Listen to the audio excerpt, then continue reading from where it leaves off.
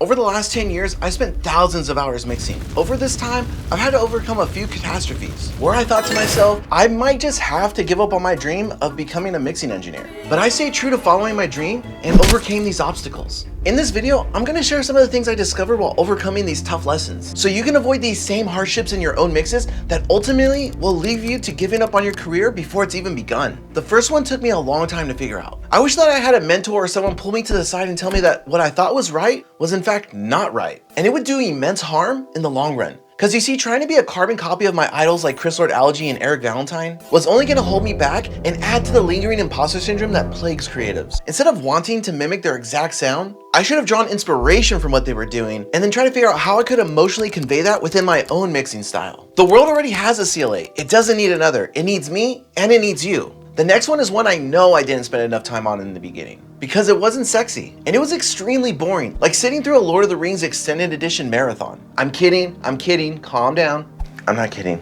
But this felt boring because I made it that way in my head. I would think to myself, why can't I just throw some EQs and compressors and get the vibe first? But the truth is, I had no style or clue what the feel was or meant at that time. I ended up with 20,000 plus versions of the mix, all because I didn't take the time to do this one thing that would have saved me from all this trouble. And I'm pretty sure you're probably not taking the time to do it either. One of my favorite quotes in the past few years was from the producer and mixer behind bands like Pierce the Veil and Breaking Benjamin, Dan Corniff. Dan spoke at a seminar where he said, I bounce for hours to get the mix feeling right. Taking your time to gain stage and bounce before bringing in your plug-in bling is like preparing the canvas for your painting. Every pro I know spends a good amount of time getting this right. They understand that if they get the mix 90% there with just proper gain staging and balance, EQ, compression, effects, and automation all become easier. Speaking of easier, we all want to get to the finish line as fast as possible. In fact, the faster we can get the starting stages of a mix completed, the faster we can get to the fun part of making the emotions of a song come out. But for years, I do everything the hard way because I say to myself, well, the old school mixers didn't do this. Well, the old school mixers didn't need that. Truth is, this mindset wasn't making my productions better or my life easier. In reality, I was costing myself and my creativity time by not investing in the right tools at the right time. And I'm talking to all the cheapos out there like past me. Fuck you, I'm cheap.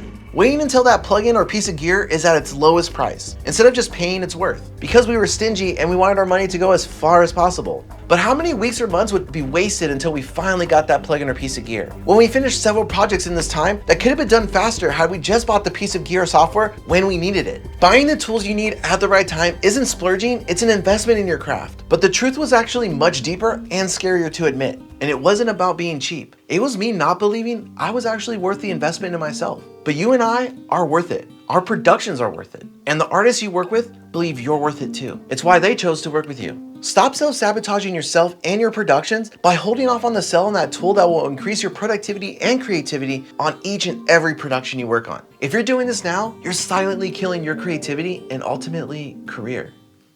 Another creativity killer that leads to those dreaded 20,000 mix revisions. And I know firsthand, many of us don't like to do this. And it's the most powerful tool any mixer can use, and it costs nothing but a little more time. When I started applying this strategy, I saw exponential progress in my mixing abilities within days. Before applying this, I was basically making the left and right parts of my brain work as if I were Bradley Cooper in Limitless. Truth is, I didn't have an NZT48 smart pill to bring out my limitless potential in the same sitting, and ultimately ended up destroying some of my mixes, and not meeting my expectations or the expectations of the artists I was working with. Separating mix prep and mixing into two different stages is going to help you progress as a mixer. Mix prep utilizes the left side of your brain, which is known as the technician side. Spending a day or two mix prepping all the songs you'll be mixing ensures the brainy work.